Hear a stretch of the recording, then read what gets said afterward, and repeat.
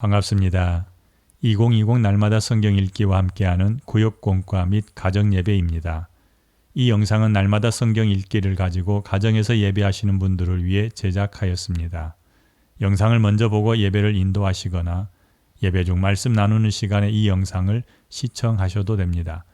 하지만 이 영상을 보시기 전에 성경을 펴서 신명기 24장을 읽거나 날마다 성경 읽기 신명기 24장 영상을 보시는 것을 추천합니다. 신명기 24장 1절에서 22절 말씀 속에서 은혜를 입었으니 라는 제목으로 함께 말씀을 살핍니다. 사회적 약자를 돌볼 것을 명령하신 하나님의 의도를 찾아보고 우리 삶 가운데 어떻게 적용할 수 있을지 알아보도록 합니다. 혹시 사회적 약자의 입장에 놓여 있었던 경험이 있습니까? 사회적 약자라 함은 구약 성경에서는 흔히들 고아와 과부와 그리고 나그네를 가리켜 사회적 약자라고 말합니다. 그때 사람들로부터 어떤 도움을 받았었는지, 도움의 손길을 받았던 경험을 함께 나누면서 우리가 사회적 약자들을 어떻게 도울 수 있을까 생각해 보도록 합니다. 먼저 신명기 24장을 반복하여 읽으십시오. 하나님의 백성이 하나님과 바른 관계를 맺으려면 백성 간의 관계도 바르게 맺어야 합니다. 사람 간의 관계는 인격적인 것입니다. 사람을 물건 다루듯 대하는 것은 결코 인격적이지 않습니다. 특히 여자들, 가난하고 힘없는 자들을 바르게 대우할 것을 신명기 24장에서는 강조합니다. 남을 억울하게 하지 않아야 하며 가난한 이들을 위해 자비를 베풀어야 합니다. 지불해야 할 품삯을 미루는 것은 하나님께 죄가 된다라고 말씀한 구절은 어디입니까? 15절입니다. 그 품삯을 당일에 주고 해진 후까지 미루지 말라. 이는 그가 가난함으로 그 품삯을 간절히 바람이라. 그가 너를 여호와께 호소하지 않게 하라. 그렇지 않으면 그것이 내게 죄가 될 것임이라. 아멘. 누구나 자신이 가지고 있는 권세와 지위를 이용하여 다른 사람보다 우월하다는 것을 드러내거나 다른 사람을 부리고 싶은 죄된 본성을 가지고 있습니다. 하지만 하나님께서는 은혜로 구속을 체험한 사람이라면 다른 사람의 권익을 보호하고 약자들을 돌보아야 한다라고 명령하고 계십니다. 오늘 우리 속에 있는 이 욕심들, 드러내고 싶은 것, 그리고 다른 사람들을 압제하고 싶은 것, 이 죄된 본성을 어떻게 억제할 수 있을지 함께 고민해 보기를 원합니다. 1번, 가정 내에서 아내의 권익을 보호하기 위한 하나님의 배려는 어떠한 것이 있습니까?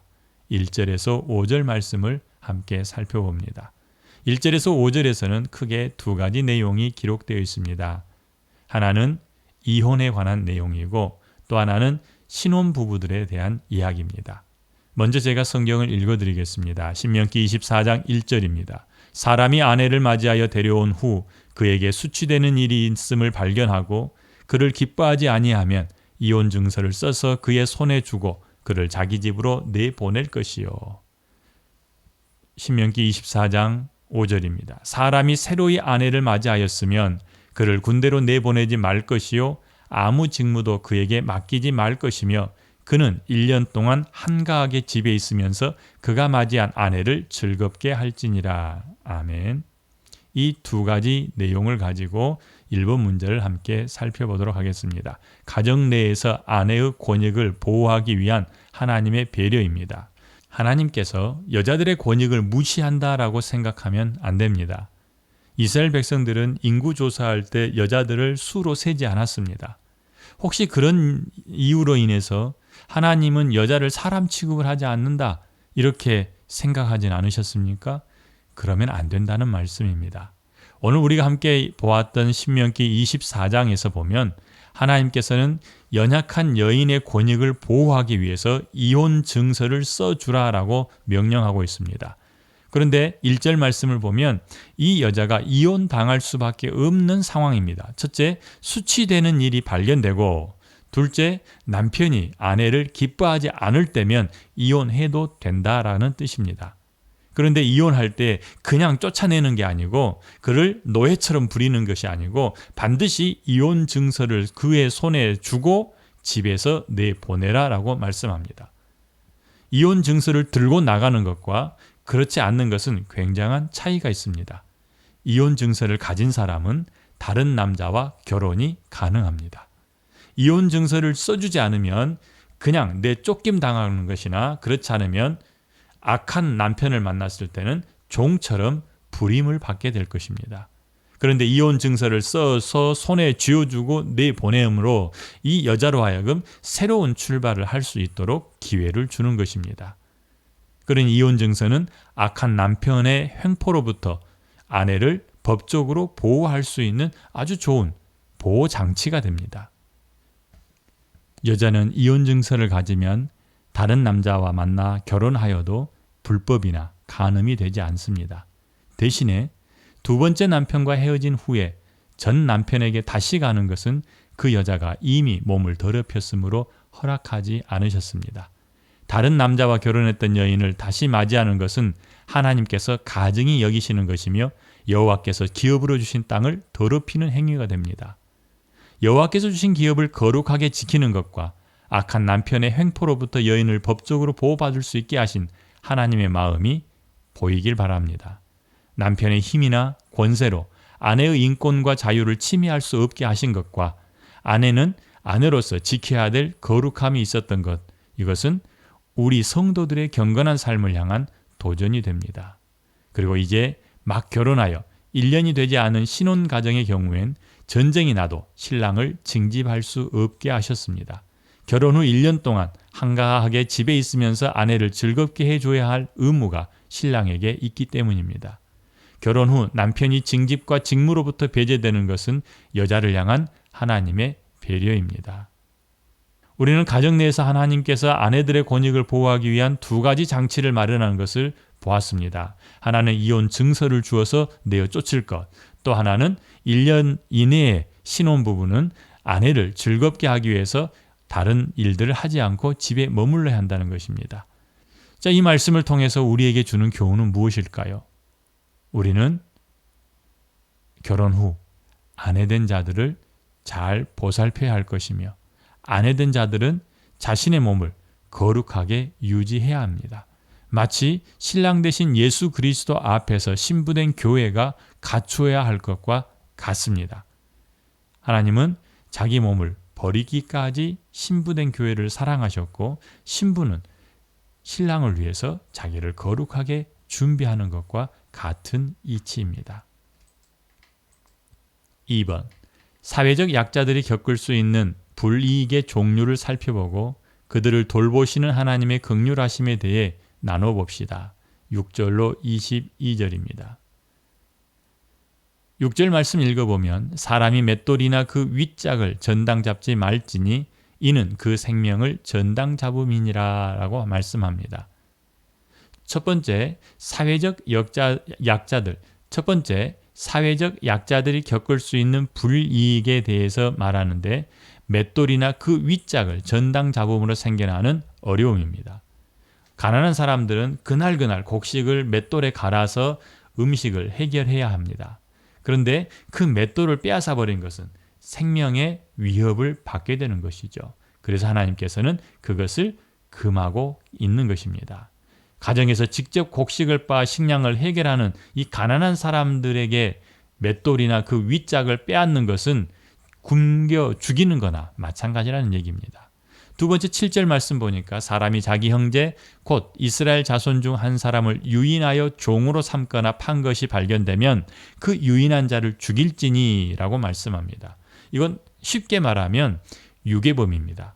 유괴범은 하나님 백성들 사이에 있는 악입니다. 그래서 이 유괴한 사람은 반드시 죽여라 라고 말씀하고 있습니다.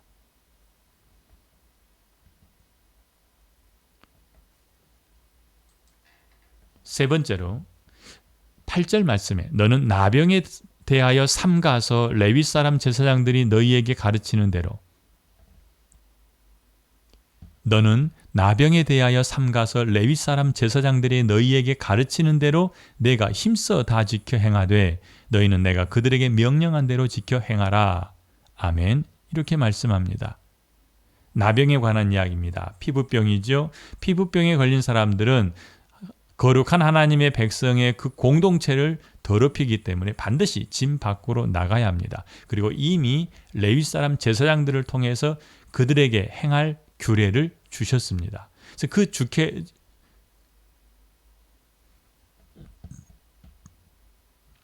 그래서 하나님께서는 레위 사람 제사장들이 백성들에게 가르치는 대로 그 계명을 힘써서 다 지켜 행하라라고 말씀합니다.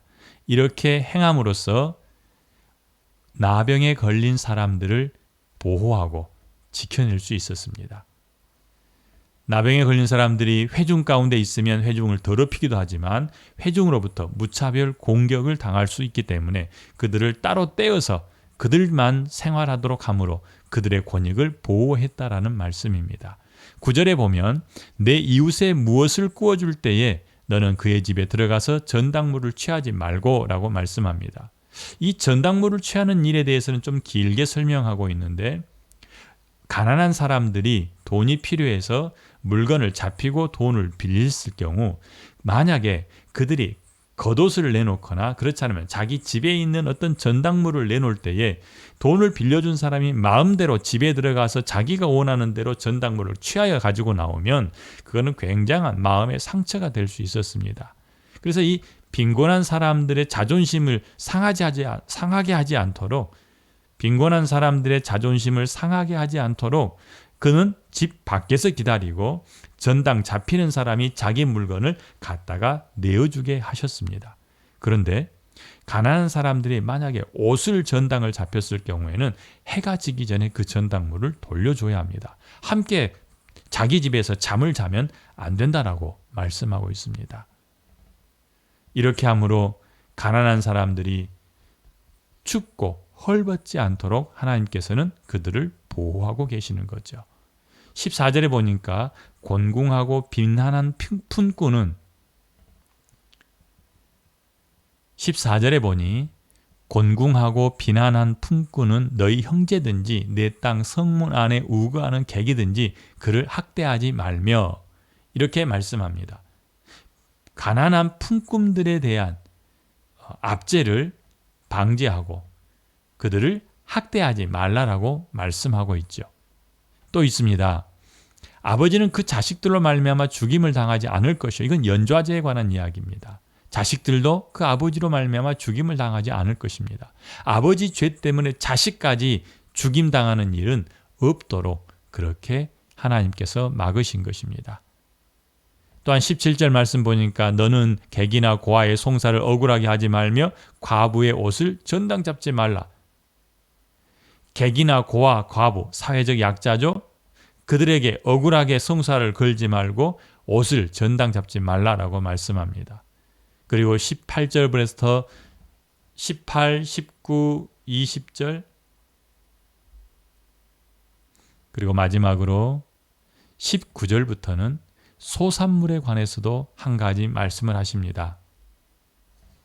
이스라엘 백성들은 자기들이 가을에 수확하고 소산물에 대해서 조금씩은 남겨두어야 했습니다. 밭에서 곡식을 벨 때에 한 뭇을 밭에 잊어버렸을 때는 그리고 19절부터 소산물에 대한 규례도 말씀하십니다. 밭에서 곡식을 벨 때 그 한 뭇을 밭에 잊어버렸거든 다시 가서 가져오지 말라. 왜냐하면 나그네와 고아와 과부를 위해서 남겨둬야 하기 때문이다 라고 말씀합니다.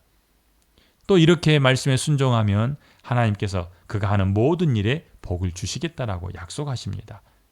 20절에서는 감람나무의 소출을 수확할 때에 한번 떤 후에 다시 살피지 말고 남은 것은 객과 고아와 과부를 위하여 남겨두라라고 말씀합니다.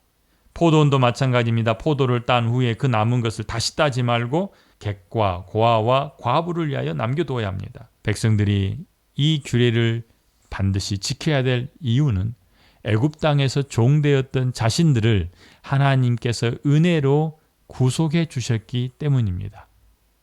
하나님께서 우리에게 허락하신 이 땅의 소출들을 일부 남겨서 사회적 약자들에게 흘려보낼 때에 하나님은 우리가 하는 모든 일에 복을 주시겠다라고 말씀합니다. 근데 만약에 내가 지금 복을 받지 못하고 있다면, 내가 받을 복의 통로가 막혀 있다면 그것은 하나님의 은혜를 잊어버리고 사회적 약자들을 돌아보고 있지 않다라는 증거가 될 수 있기 때문입니다. 우리가 받을 복의 통로를 막고 있는지 이 시간 한번 살펴보기를 바랍니다. 방금 함께 살폈던 말씀들을 다시 한번 정리해 보도록 합니다. 사회적 약자들이 겪을 수 있는 불이익의 종류입니다. 첫째, 생명과 직결된 것은 전당 잡지 말라. 맷돌 윗짝이나 맷돌을 전당 잡지 말라는 말씀이죠. 둘째, 사람을 유괴하는 사람은 죽이라. 셋째, 나병에 걸린 사람도 제사장에게 주신 율법대로 처리하여 그들의 권익을 보호해라. 넷째, 이웃에게 구워주며 전당 잡을 때는 그 집에 들어가 직접 가져오지 말고 옷을 전당 잡았을 때는 해지기 전에 돌려줘야 된다. 다섯 번째, 품삯은 당일에 주어 빈궁한 형제들을 힘들게 해서는 안 된다. 여섯 번째, 아버지의 죄가 아들에게 미치지 않게 하라. 아버지 죄 때문에 아들을 죽일 수는 없다라고 말씀합니다. 일곱 번째, 가난한 자들을 위해 소출을 조금 남겨두어서 너희에게 오는 하나님의 복의 통로를 막지 말아라 라고 말씀합니다. 어떻습니까? 우리에게도 분명 적용할 수 있는 교훈들이 있습니다. 이 말씀 붙잡고 우리에게 오는 복의 통로를 막히지 않도록 잘 유지, 관리할 수 있기를 바랍니다. 3번, 객이나 고아 그리고 과부의 인권을 존중해야 하는 이유는 무엇입니까?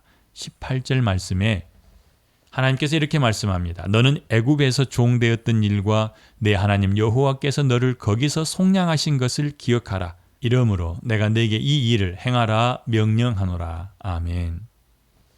이 말씀에 보면 하나님께서는 두 가지 중요한 말씀을 하고 계십니다. 첫째, 애굽에서 종되었던 일을 기억하라.